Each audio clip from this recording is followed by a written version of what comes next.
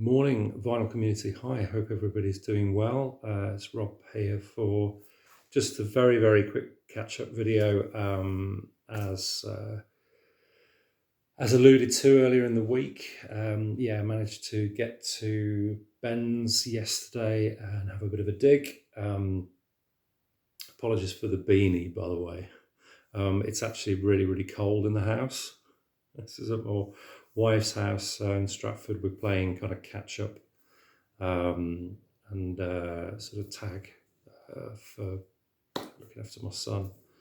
So she's actually at a friend's in Northfield in Birmingham at the moment, and is struggling to get back because unfortunately there was a stabbing there, literally right opposite where where she's staying. So bit of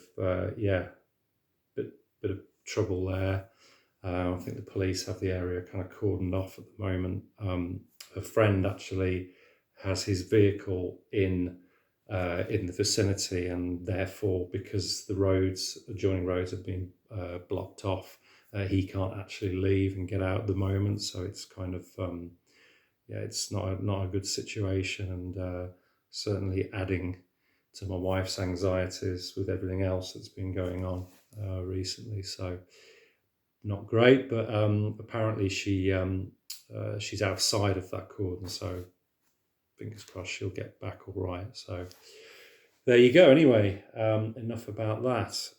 So I'm here just to show you a few of these vinyl finds. Sorry about if my voice isn't great. I've got a bit of a cold coming on in the last few days, so feeling a bit under the weather. I did do a flow test yesterday, and it was negative, so it's definitely not COVID. So, but here we go. So I've got 5 here. I'll just whip through these. First off the bat, we've got this. This is the Osmonds and Crazy Horses.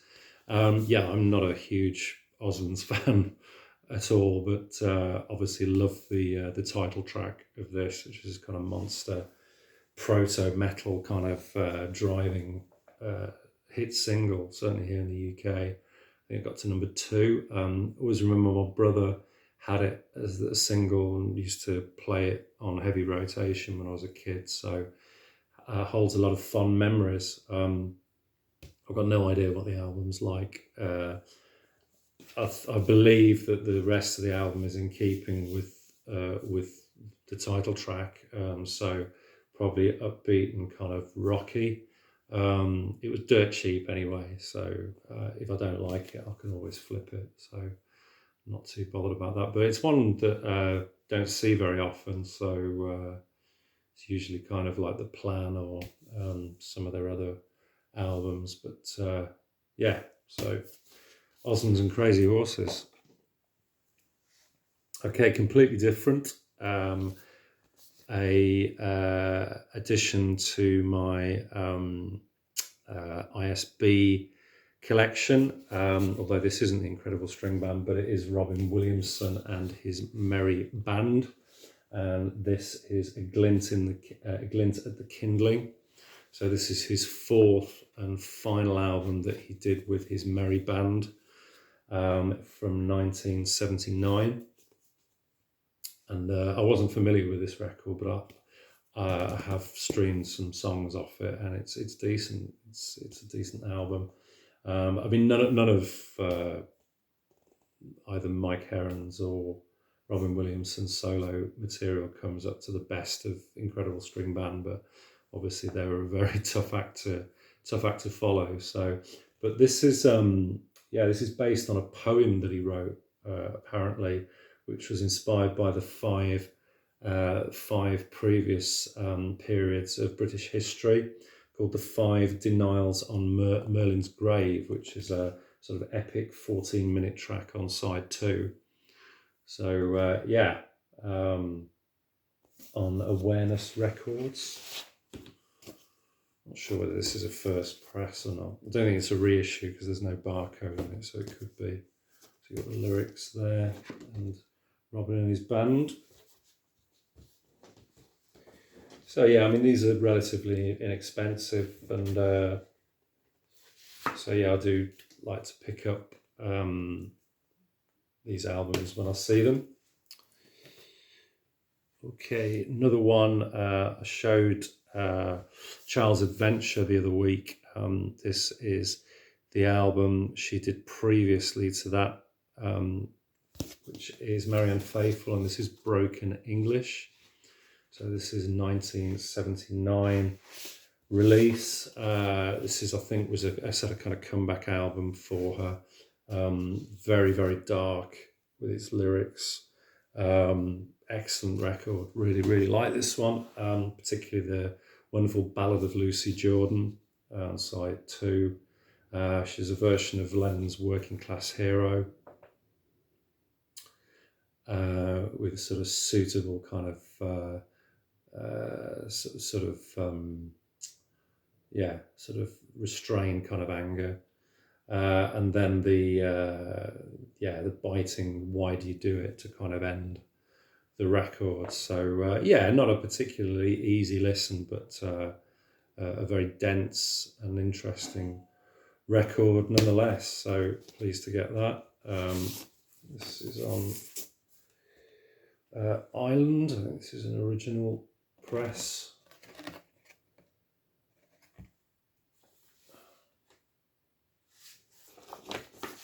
Yeah, pretty easy to come by this record. I say it's one I've heard lots of times, just never got around to getting a physical copy of it.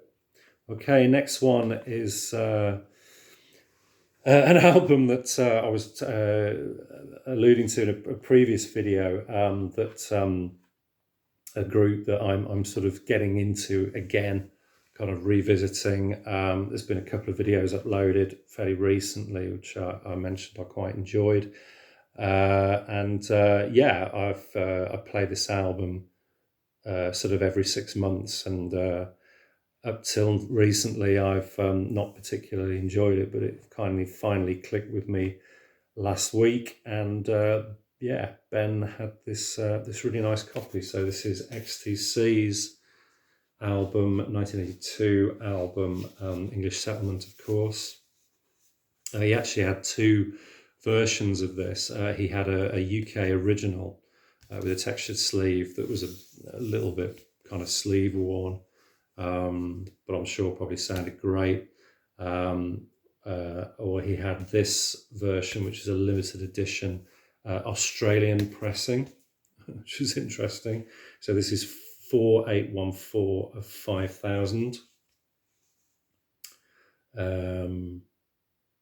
I assume this came out at the same time, the same year.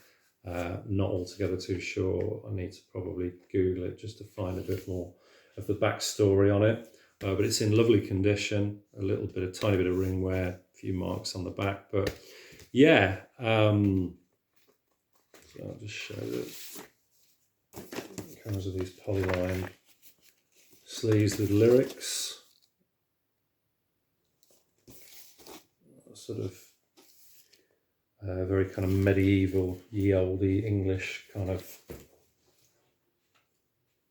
style, I guess, to reflect kind of in keeping with the feel of the record. And this is very much a kind of folky, I guess, in style, as a sort of departure away from the more kind of electric, angular orientated stuff, which I really, really liked, to be honest. That's why I bought like Black Sea and their earlier stuff. And as I say, this one, for some reason, I just never got it. But yeah, as I say, recently played it and really, really got into it.